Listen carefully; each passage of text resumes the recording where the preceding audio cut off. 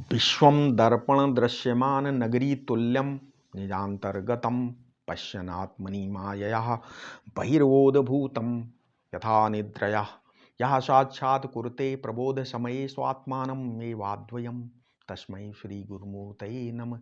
इदं श्रीदक्षिणामूर्तये अशुभानि निराचष्टे तनोति शुभशान्तितं स्मृतिमात्रेण यत् पुंसां ब्रह्मतन्मङ्गलं परम् अतिकल्याणरूपत्वात् नित्यकल्याण संश्रयात् स्मृतणां वरदत्वाच ब्रह्म तन्मंगलम विदुः। ओम। इस वीडियो में हम त्वम पदार्थ का शोधन कैसे होता है, जरा धर्म ये यहाँ से थोड़ा वेदांत, असली वेदांत अब शुरू होता है। ठीक है, इसमें सबसे पहले हम देखते हैं प्रकृति पुरुष विवेक करते हैं। ठीक है, ये त्वम पदार्थ के शोधन में प्रकृति पुरुष विवेक है। तो इसमें जैसे अब क्षेत्र और क्षेत्रज्ञ क्या है ये समझते हैं हम। ठीक है, अब ये ब्रह्म विचार की प्रक्रिया यही है कि पहले हम ये विचार करें कि मैं क्या हूं। ठीक है, यही तो शुरू होगा। ये यात्रा वहीं से प्रारंभ करनी है जहां हम हैं, भागो नहीं यहां से। ठीक है, उस मंजिल से यात्रा प्रारंभ नहीं होती जहां पहुंचना है। आप मान लो हमको वहां पर, वहां से यात्रा नहीं, यहां कहां से प्रारंभ, जहां पर हम हैं। ठीक है, तो ब्रह्म के स्वरूप के विचार की जो कुंजी है, ठीक है, वो क्या है? आत्मा के स्वरूप का विचार। ठीक है, इसमें एक और तो मैं का देह देही से विवेक अपेक्षित, तो दूसरी ओर देह के कारण जो पंचभूत और प्रकृति तत्व हैं उनसे विवेक अपेक्षित है। दूसरे शब्दों में आत्मा का कार्य कारण रूप देह और प्रकृति से विवेक ही मैं क्या हूं का विवेक है। मैं पुरुष है और देह प्रकृति प्राकृत है, इनका विवेक ही प्रकृति पुरुष विवेक है। ठीक है, अब गीता में भगवान ने क्या बोला है? गीता में भगवान ने क्या बोला है? उन्होंने बोला कि जो प्रकृति, इस प्रकृति प्राकृत देह का नाम क्षेत्र रखा है और पुरुष का नाम रखा है क्षेत्रज्ञ। इदम शरीर शरीरम कौन्तेय क्षेत्रम इत्य अभिधीयते, मतलब गीता का 13वां अध्याय है, समझ गए? इसको रखा है। अब गीता की प्रक्रिया में से ही इस क्षेत्र क्षेत्रज्ञ का विचार, दूसरा एक और उन्होंने बताया 13वें अध्याय में कि क्षेत्र और क्षेत्र का ज्ञान ही वास्तविक ज्ञान है, ऐसा उनका निर्णय है। मतलब क्षेत्र क्षेत्रज्ञ और ज्ञानम तज ज्ञानम मतम मम। ठीक है, ये भी 13वां अध्याय का, ठीक है, दूसरा श्लोक है। कहने का मतलब है अब इन पे हम विचार करते हैं कि क्षेत्र क्षेत्रज्ञ आखिर में है क्या। तो विषय कोई भी हो, ठीक है, विषय कोई भी हो, कार्य कारण यथा या कार्य या कारण यथार्थ या भ्रम, ठीक है, सब क्या है? इदम वाच्य ये है। ठीक है, इदम विषय का प्रकाश स्थान। समझ में आया इतना कि ये जो इदंता है से आक्रांत है, ये जो सब इदम है ये क्षेत्र है, इतना समझो।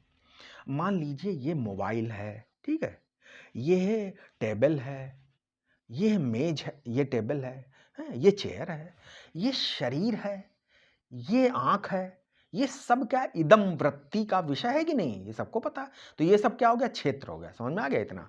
अब नेत्रों के द्वारा, नेत्रादि जो इंद्रियों के विषय हैं, मन बुद्धि द्वारा दृश्य एवं कल्पित विषय हैं, शास्त्रादि द्वारा सांस्कारित बुद्धि से अन्य रूप में गे विषय, सब इदम वृत्ति के ही विषय हैं। अर्थात उनका ज्ञान ये अमुक है इसी वृत्ति के द्वारा होता है, इसलिए ये सब क्षेत्र हैं।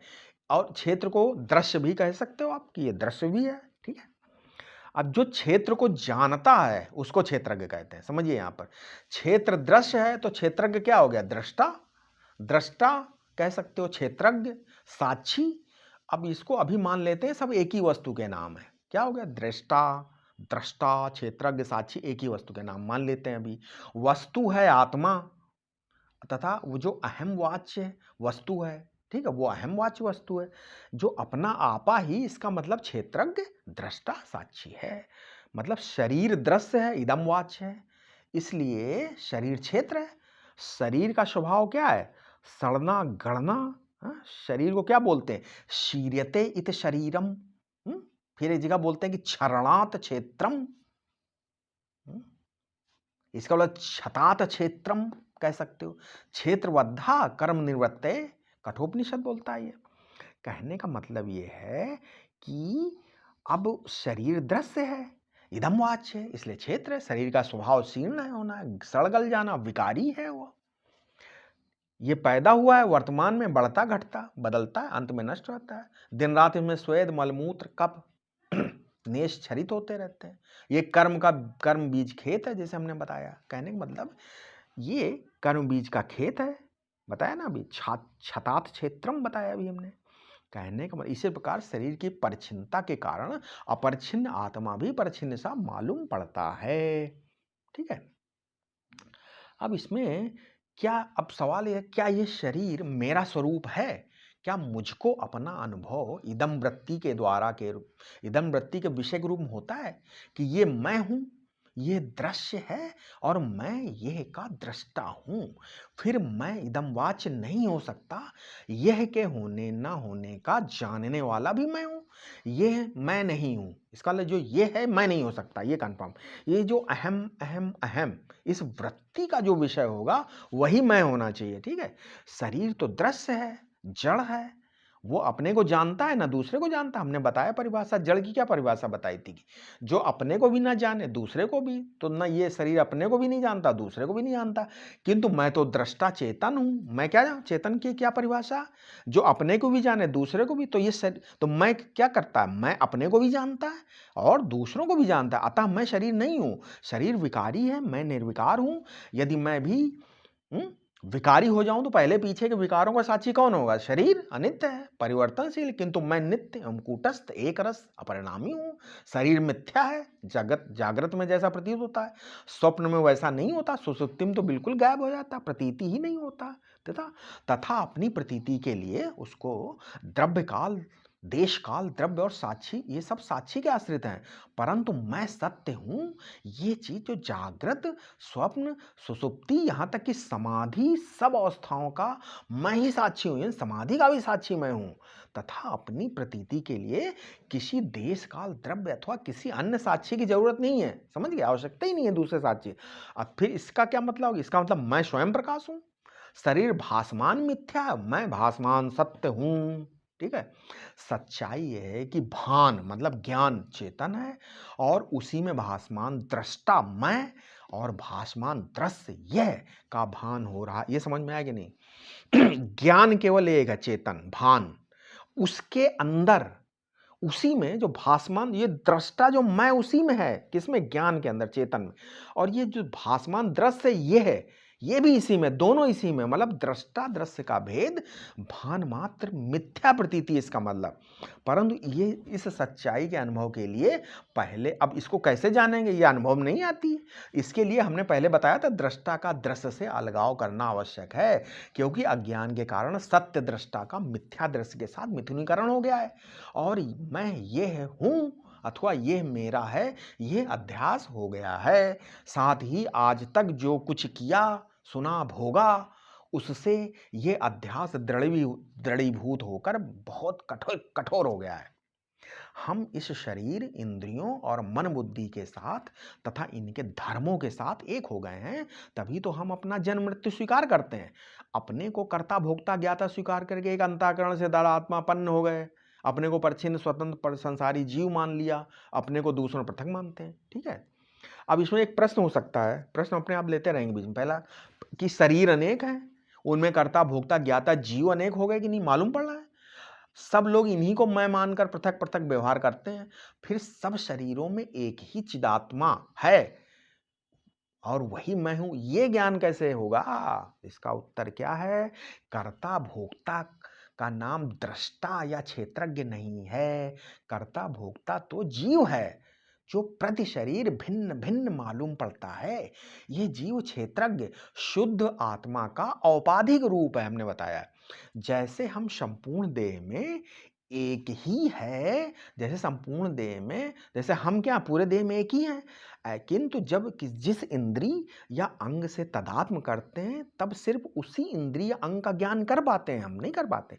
उसी प्रकार क्षेत्रज्ञ है, सब क्षेत्रों में है तो एक ही, किंतु जब वो जिस अंतःकरण के साथ तदात्म करता है तब सिर्फ उसी के गुणधर्म अनुभव करता है।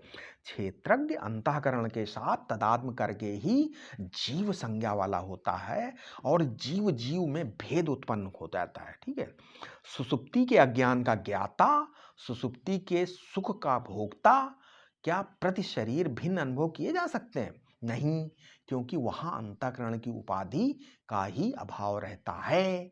जीवों के परस्पर भेद जागृत और स्वप्न अवस्थाओं में ही सिद्ध होते हैं, क्योंकि वहां अंतःकरण रहते हैं। क्षेत्रज्ञ तो जागृत स्वप्न है ना, सुसुप्ति में एक ही है, किंतु अविद्या के कारण जागृत और स्वप्न की उपाधियों के भेद को क्षेत्रज्ञ में आरोप करके क्षेत्रज्ञ में भी भेद का आरोप कर दिया आपने। बुद्धि किसी की भी वासना से विनिर्मुक्त नहीं हो सकती, नहीं हो सकती, क्योंकि उसके निर्माण के मूल में अविद्या, काम और कर्म है। अतः इस बुद्धि को सोने जगने दो। तुम इस बुद्धि के भाव के दृष्टा हो। तुम अपने स्वरूप में जागृत रहो। ज्ञान में भेद नहीं हो सकता, क्योंकि सारे भेद ज्ञान से प्रकाशित होते हैं, इसलिए अभेद ज्ञान स्वरूप है। अब विचार करते हैं। नंबर 1, विषय में भेद होने से ज्ञान में भेद नहीं होता। उदाहरण समझो ऐसे, जैसे मान लियो वही एक मैं उन्हीं अपनी आंखों से, मान लीजिए मैं ये पेन भी देख रहा हूं और इस मोबाइल को भी देख रहा हूं, तो दृष्टा और नेत्र में ज्ञान एक ही है, यद्यपि विषय अलग अलग। समझ में आ गया? अब दूसरा देखिए, इंद्रिय भेद से भी ज्ञान में भेद नहीं होता। जैसे क्या है, अब जैसे फूल यहाँ रखा हुआ है गुलदस्ते में, तो फूल एक है, किंतु प्रत्येक इंद्रिय उसका अलग अलग ज्ञान कराती है। कैसे? फूल का दृष्टा, स्पृष्टा, घ्राता, रसयिता, श्रोता भी मैं एक ही हूं ना। अतः ज्ञान का विषय फूल भी एक है और ज्ञान का आश्रय मैं भी एक है, यद्यपि इंद्रियां अनेक हैं। अब तीसरा हम बता रहे हैं, काल के परिवर्तन से ज्ञान में भेद नहीं होता। उदाहरण बताते हैं। मान लीजिए अभी मॉर्निंग में सुबह उठे तो उसमें 6 बजे थे, घड़ी देखी थी, अब मान लो बज गया 8, तब भी मैंने घड़ी देखी है। तो समय पृथक है, किंतु देखने वाला एक है, ज्ञान एक है। सृष्टि के आदिकाल और प्रलय काल की कल्पना करने वाला एक ही है। शरीर का जन्म और मरण की कल्पना करने वाला भी एक ही है। और आगे चलो, दिशाओं के भेद से भी ज्ञान में भेद नहीं होता। जैसे क्यों मैं पूरब की दिशा को जानता हूं, मैं ही पश्चिम, उत्तर, दक्षिण और ईशान, वायव्य, ऊपर नीचे दिशाओं को जानता हूं, नहीं जानता हूं। और आगे चलो, आकार के भेद से भी ज्ञान में भेद नहीं होता। मैंने मान लीजिए क्या बोलते हैं, ये देखा, गुलाब का फूल का बीज देखा, बीज को अंकुरित होते हुए देखा, बढ़ते देखा, अंत में मंजरी सहित अंत में उसमें पत्ते आ गए, फूल आ गए। ये आकार बदलते रहे ना, पेड़ बन गया ये गुलाब का, पर मैं नहीं बदला। ऐसे ही शरीर के आकारों के बारे में विचार करना चाहिए। अब देखो, ये जो जागृत, स्वप्न, सुसुप्ति अवस्थाओं के भेद से भी ज्ञान में भेद नहीं होता है। जो मैं जागता था वही मैं स्वप्न देख रहा हूं, नहीं, वही मैं गाढ़ निद्रा में सो गया था। अच्छा, और आगे चलो, कर्म भेद से भी ज्ञान भेद नहीं होता। एक बार निषिद्ध कर्म किया, पापी हो गए, एक बार पुण्य कर्म किया, पुण्यात्मा हो गए। लेकिन अपने को पापी पुण्यात्मा जानने वाले तुम ही हो कि नहीं? और आगे चलो, राग द्वेष में भेद होने पर भी ज्ञान भेद नहीं होता। किसी से मित्रता करो, शत्रुता करो, अंतःकरण दर्पण के समान है। उसके सम्मुख जिस रंग की वस्तु हो वैसा ही वो दिखा देता, लाल को लाल, हरे को हरा। इसी प्रकार शत्रु मित्र सम्मुख आया तो अंतःकरण में क्रमशः राग द्वेष प्रकाशित हो गया। सुख का ज्ञान भी तुमको होता है और दुख का ज्ञान भी तुम्ही को होता है। सुखीपना, दुखीपना ये ज्ञान नहीं है, भावना मात्र है, ये अभिमान है। अंतःकरण में एक बार शांति आई, एक बार विक्षेप आया, किंतु विक्षेप और शांति दोनों का ज्ञान तुमको होता है कि नहीं होता? होता है। विक्षेप या शांति के भेद से ज्ञान में भेद नहीं होता। समाधि काल में होती और टूट जाती है। मतलब उसी प्रकार जब काल का प्रभाव ज्ञान में भेद नहीं करता, तब समाधि या विक्षेप कैसे करेंगे? ठीक है। अब और आगे चलो, स्मृति विस्मृति से भी ज्ञान का नाश नहीं होता है। अभी आपकी मान लीजिए ये घट स्मृति है, घड़े की स्मृति है, तो क्या घड़ा नष्ट हो गया है? अब मान लो अभी घड़ा आपकी विस्मृति होगी, आप क्या हर चीज अभी देख रहे हो, घड़े का याद नहीं आप जानते हो, स्मृति नहीं है, तो घड़ा नष्ट थोड़ी हो गया, आपको घड़े का ज्ञान नष्ट हुआ है। ठीक है, दोनों नहीं हुए हैं, तब क्या घड़े का ज्ञान नष्ट हो गया? नहीं हुए। ज्ञान ऐसा तथ्य है जो विषय, इंद्रिय, अवस्था, देश, काल, कर्म, सुख दुख, विक्षेप, समाधि, स्मृति, विस्मृति किसी से भी नष्ट या भ्रष्ट नहीं होता है ज्ञान। ठीक है, भिन्न भिन्न शरीरों में भिन्न भिन्न अंतःकरण होने पर भी उनमें जो ज्ञान है उसमें भेद नहीं होता। वो ज्ञान ही आत्मा है। प्रत्येक अंतःकरण में पृथक पृथक जो अहम है, मैंने ये देखा, मैंने ये पाया, ये खोया, ये जाना, ये अहंकार के पृथकत्व से भी ज्ञानात्मा में भेद नहीं होता है, क्योंकि सब में अहम अहम हो रहा है। ये बात भी ज्ञान के द्वारा ही ज्ञात हो रही है। इसका अर्थ है कि ज्ञान व्यष्टि समष्टि दोनों से और सबके अहंकार से भी पृथक है। पृथ्वी, जल, अग्नि, वायु, आकाश, ये पंच महाभूत, अहंकार, महातत्व और प्रकृति, ठीक है, ये सब तो क्षेत्र के अंतर्गत आ गए। अतः ज्ञान में भेद डाल सकें, इनमें सामर्थ्य नहीं है। ऐसा असंसारी ज्ञान न स्वर्ग में जाता है न नरक में पड़ता है, उसकी मुक्ति भी नहीं हो सकती, क्योंकि बंधन ही उसमें नहीं है। ज्ञान तो नित्य मुक्त है। ऐसा ज्ञान अपना स्वरूप है। इसी ज्ञान में कोटि कोटि ब्रह्मांड अपनी उत्पत्ति, स्थित, प्रलय के साथ स्फुरित हो रहे हैं। अनंत देश, अनंत काल, ब्रह्मा से कीट पर्यंत समस्त प्राणी इसी ज्ञान में स्फुरित होते हैं। जो ये कोटि कोटि ब्रह्मा क्षेत्र एवं उसमें प्रतिमान कोटि कोटि क्षेत्रज्ञ जिस अखंड अद्वैत ज्ञान से प्रकाशित हो रहे हैं, वही परमार्थ ज्ञान है, वही भगवत तत्व है, और ऐसा बोध ही उसका साक्षात्कार है। ठीक है, शास्त्रों में जो भेद का वर्णन है वह अज्ञानी की दृष्टि का अनुवाद है, और जो अभेद का वर्णन है वह ज्ञानी की दृष्टि का अनुवाद है। स्पष्ट है कि शास्त्र अज्ञानी के लिए है, और अज्ञानी को ज्ञानी की दृष्टि प्राप्त कराना ये शास्त्र का लक्ष्य है। क्षेत्र में भी पृथक पृथक केवल आकृतियां ही देखने में आती हैं, इनके भीतर जो मूल धातु पंचतत्व हैं वो तो एक ही हैं, देखिए ऐसे भी। अतः क्षेत्र को भी जो अनेक कहा जाता है वो मात्र अनेकता की प्रतीति का अनुवाद है। सब क्षेत्रों में एक एक क्षेत्रज्ञ बताया, यह भी प्रतीति का ही अनुवाद है। जैसे स्वप्न में लाखों हजारों मनुष्यों की भीड़ देखी, वे सब उनकी आकृतियां, जाति, गुण, धर्म, ये सब स्वभाव सब पृथक पृथक दिखते थे। इसी प्रकार स्वप्न में क्षेत्र बहुत दिखते थे। उन सब क्षेत्रों में पृथक पृथक क्षेत्र के भी जान पड़ते थे, नहीं पड़ते थे, परंतु तत्वता स्वप्न के सभी पशु पक्षी, कीट पतंग, देवता, मनुष्य में आत्मा तो एक ही है। स्वप्न में तत्व दृष्टि नहीं थी। यहाँ वहाँ ये भी लगता था कि ये सब जीव अनादिकाल से जन्म मरण के चक्कर में पड़े हैं, रागी हैं, द्वेषी हैं, सुखी हैं, दुखी हैं, आगे पता नहीं कितने जन्मों में मुक्त हो। स्वप्न में कोई महात्मा, कोई साधक तो आपको कोई पापी लग रहा है, परंतु ये सब हम ही थे। ज्ञान की चतुर्थ भूमिका बताया था। ये प्रपंच स्वप्नवत प्रतीत होता है। जो ज्ञान की 7 भूमिकाओं में चतुर्थ भूमिका में जब पहुंचेंगे आप, तो ये प्रपंच स्वप्नवत प्रतीत होता है। जैसे स्वप्न देखते समय ये जान पड़े कि ये स्वप्न है, उस समय ये निश्चय हो जाता है कि अपना और दूसरों का देह भी कर्ता भोक्ता नहीं है। आत्मा के अज्ञान से देह और प्रपंच सत्य सा भासता है, और भान आत्मा से पृथक नहीं है। ज्ञाता को अज्ञानी मानना यही सबसे विपरीत प्रत्यय है। ठीक है, अविद्या यही है कि ज्ञान स्वरूप होकर भी अपने को अज्ञानी मानते हो आप। जो अज्ञ है वो ज्ञाता नहीं हो सकता, जो ज्ञाता है वो अज्ञ नहीं हो सकता। तुम क्या हो फिर? यदि तुम अपने को अज्ञ जाना तो अज्ञान तो तुम्हारा विषय हो गया, फिर तुम अज्ञानी कहाँ हो गए? ठीक है, वस्तुतः तुम तो ज्ञान स्वरूप ज्ञाता हो, स्वयं प्रकाश ब्रह्म हो।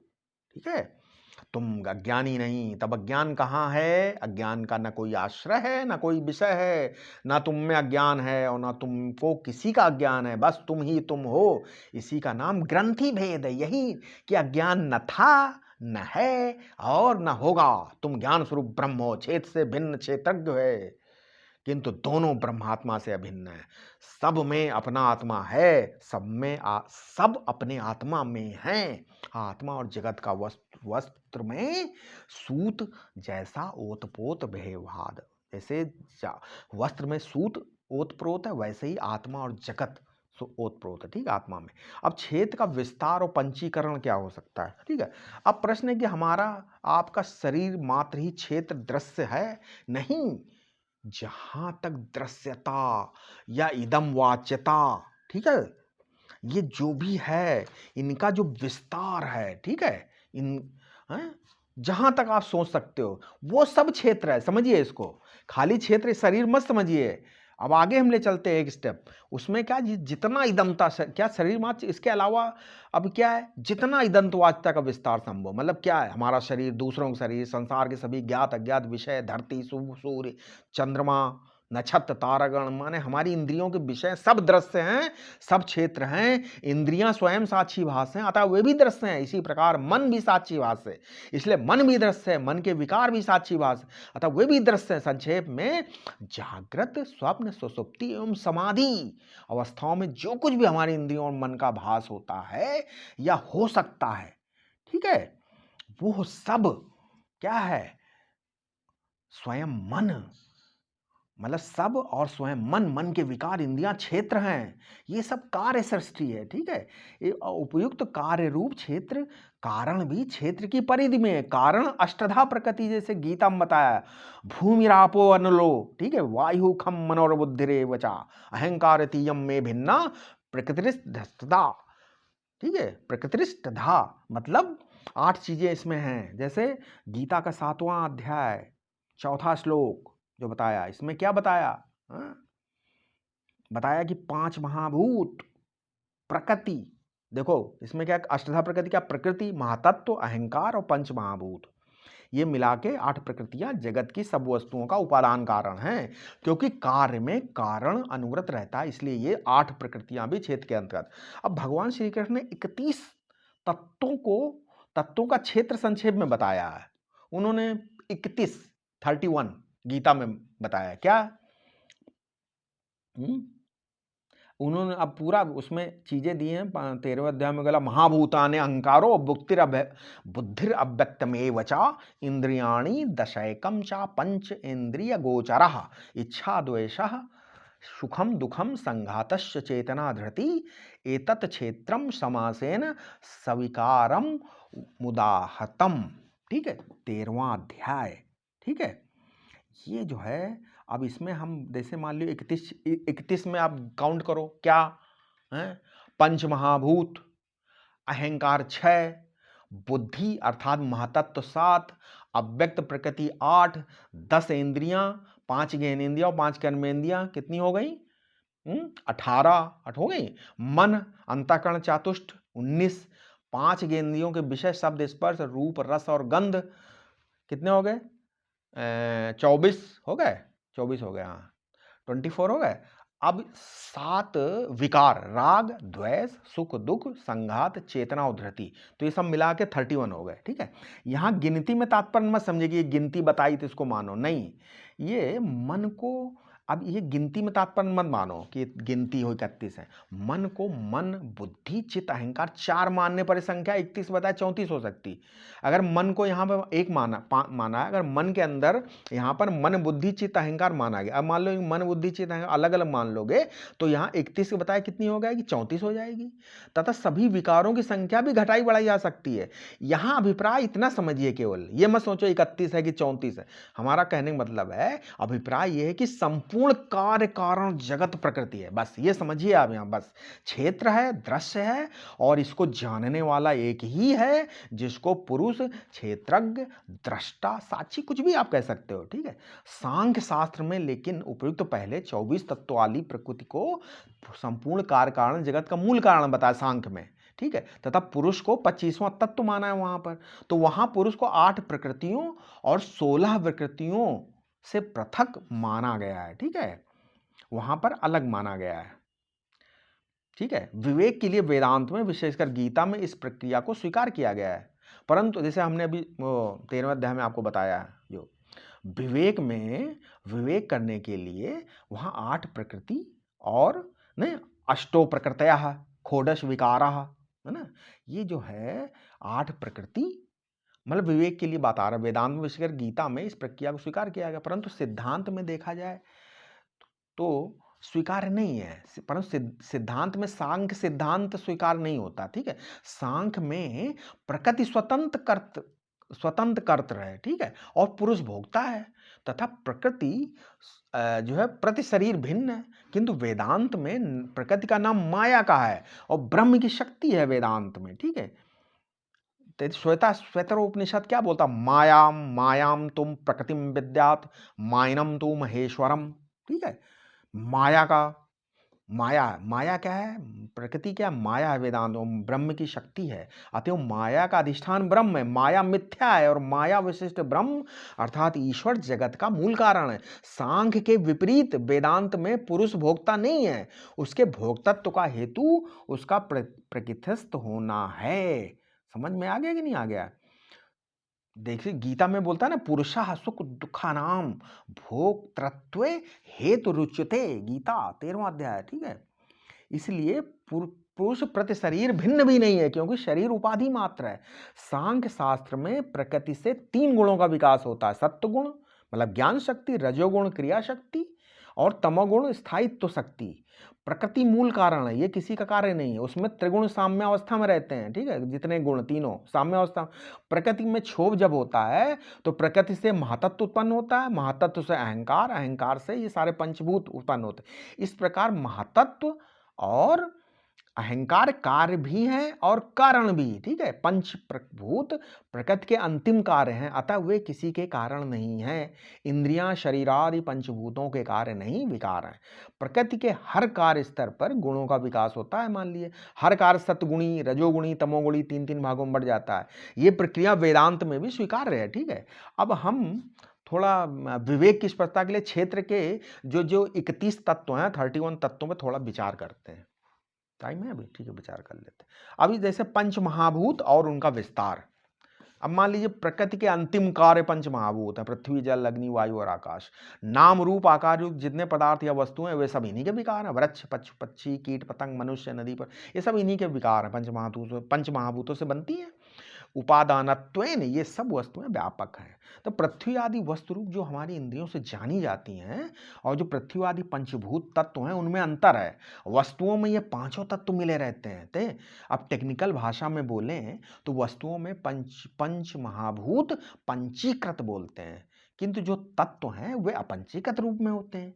उनको तन्मात्र बोलते हैं, तन्मात्रा, सिर्फ वही, उनको सिर्फ वही भी कहते हैं कुछ लोग। तो इनका अनुभव जिन रूपों में किया जाता है उनको पंच तन्मात्र कहते हैं, ठीक है। आकाश का तन्मात्र क्या है? बोले शब्द। वायु का तन्मात्र स्पर्श, अग्नि का तन्मात्र रूप और जल का तन्मात्र रस है और पृथ्वी का तन्मात्र गंध है, ठीक है। अब ये पंच तन्मात्र 3 स्थानों पर दिखते हैं। कहाँ? विषय में दिखते हैं कि नहीं? इंद्रिय में और मन में। विषय में उनका जो रूप है वो अधिभूत कहलाता है। मैं समझाने की चेष्टा कर रहा हूँ, आराम, थोड़ा कठिन नहीं है, आराम से सुनिए।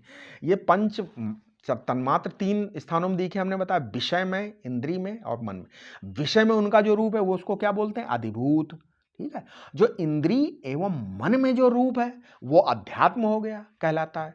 इसके अतिरिक्त एक रूप और इनका मानना पड़ेगा, वो है अधिदैव। अधिदैव एक ओर तो अधिभूत और अध्यात्म के संयोग में हेतु बनता है और दूसरी ओर अध्यात्म को व्यवस्थित भी करता है। प्रत्येक तन्मात्र के ये 3 जो रूप हैं 3 गुणों के कारण हुए। सत्वगुण से अध्यात्म, अब मान लो ऐसे, रजोगुण से अधिदैव और तमोगुण से अधिभूत। अब उदाहरण के लिए हम बता रहे हैं आपको। मान लीजिए अग्नि या तेज के तन्मात्र रूप को ले लें, इसका अधिभूत रूप है, हुआ कि नहीं हुआ? और विषय वस्तु का रंग और आकार, इसका अध्यात्म रूप क्या है? चक्षु।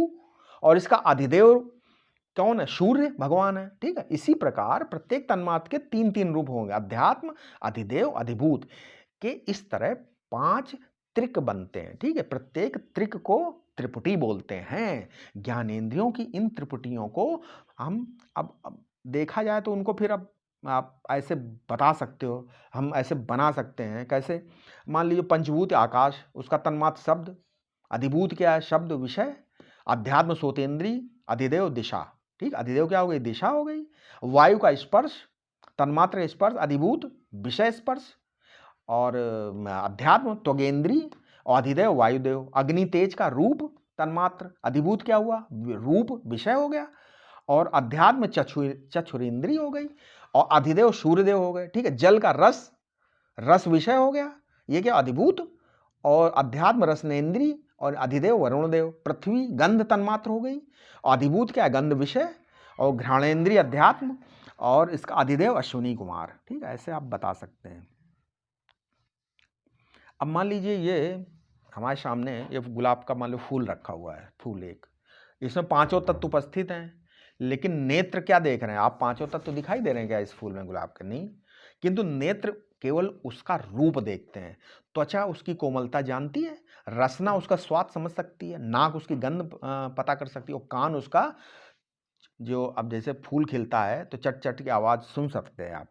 कुछ आवाज़ हवा चलती तो कुछ आवाज़ आती फूल से तो वो सुन सकते। यद्यपि एक एक भूत से बनी ज्ञानेंद्रियां फूल के एक एक गुण का प्रकाश ही करती हैं, तथापि फूल में पांचों भूत हैं और उन सब ज्ञानों का समन्वित रूप फूल का ज्ञान है। ये ज्ञान अंतःकरण से होता है, इसलिए फूल में और मन में दोनों में पंचभूत हैं। फूल में पंचीकृत रूप में है और मन में अपंचीकृत रूप में, ठीक है। ये फूल की तरह सारे पदार्थ पंचभूतों की रचना है कि नहीं। पांचों भूतों के परस्पर मिलने की प्रक्रिया को ही पंचीकरण बोलते हैं। जिस पदार्थ में जिस भूत की प्रधानता रहती है उसमें उस तत्व का 50% भाग रहता है, शेष 50% या 50% बने हुए चार तत्वों का बराबर संयोग कहलाता है। मिलने की ये जो प्रक्रिया है इसको बोलते हैं पंचीकरण, ठीक है। उदाहरण के लिए मान लीजिए मिट्टी है, मिट्टी का आधा भाग पृथ्वी का है और शेष आधे भाग में जल, तेज, वायु और आकाश के बराबर बराबर भाग मिले हुए हैं। तो क्या हुआ, ये हमारा जो स्थूल शरीर है ये भी पंचीकृत महाभूतों का विकार है। अब ज्ञानेंद्रियां और मन, ये जो अंतःकरण चातुष्ट है, ये अपंचीकृत महाभूतों से बने हैं, ठीक है। मन जो है तन्मात्राओं, पांचों तन्मात्राओं को ग्रहण करता है। ज्ञानेंद्रियों से विशेष बात मन की यह है कि कर ज्ञानेंद्रियां तो केवल अपने अपने विषय का और वो भी विषयमान विद्यमान विषय का प्रकाश करती हैं, जबकि मन पांचों विषयों का और भूत भविष्य वर्तमान के विषयों का प्रकाशन करता है। मन में स्मृति, चित्त और कल्पना बुद्धि विशेष है। इस पर भी मन से एक समय में एक ही विषय का ग्रहण होता है। अतः मन अपंचीकृत महाभूतों का संघात है। पंचभूतों की सात्विक तन्मात्र से मन और ज्ञानेंद्रियां बनती हैं, राजस तन्मात्र से कर्मेंद्रियां और प्राण बनते हैं तथा तामस तन्मात्रा से विषय और बाह्य पदार्थ बनते हैं। अब मन चार प्रकार से, मन में क्या चार प्रसिद्ध है, मन, बुद्धि, चित्त और अहंकार। इसको अंतःकरण चतुष्टय कहते हैं, ठीक है। अब इसके आगे हम अगले वीडियो में बताएंगे कि ज्ञानेंद्रियां, कर्मेंद्रियों के बारे में और आगे वर्णन बताते हैं। ओम शांति।